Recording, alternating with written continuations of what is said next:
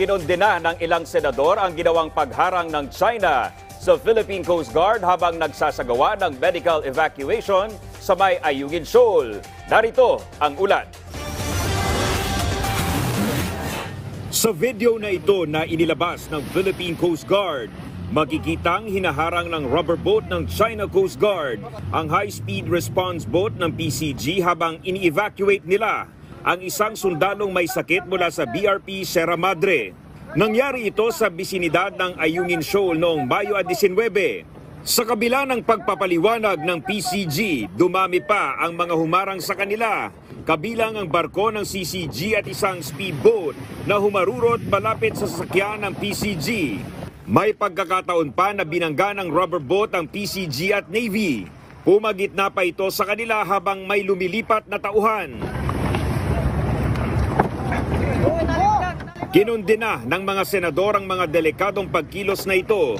Ayon kay Senator J.V. Ejercito, makikita ang kawalan ng simpatya ng China sa pagharang nito sa paglikas ng sundalong may sakit at sa mga resupply mission para sa mga nakadestino sa Ayungin Shoal.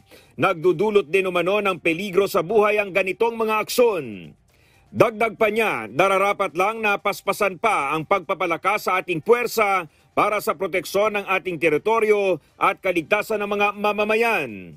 Sabi naman ni Senator Joel Villanueva, patunay lang ang ganitong mga insidente sa punto ng Pilipinas na ang patuloy na pambubuli ng China ang siyang sanhi ng instability sa rehiyon.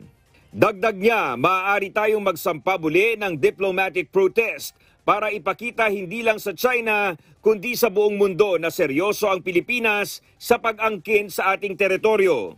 Iginiit ni PCG spokesperson for the West Philippine Sea, Commodore J. Tariela, na walang obligasyon ng Pilipinas na magpaalam sa China na iligal na nanghihimasok sa ating exclusive economic zone at binigyang diin na walang karapatan ng China sa Ayungin Shoal. Siniguro naman ng National Security Council na mananatili ang posisyon ng mga asset ng Pilipinas sa West Philippine Sea, kabilang ang BRP Sierra Madre. Dominic Almeror para sa Pambansang TV sa Bagong Pilipinas.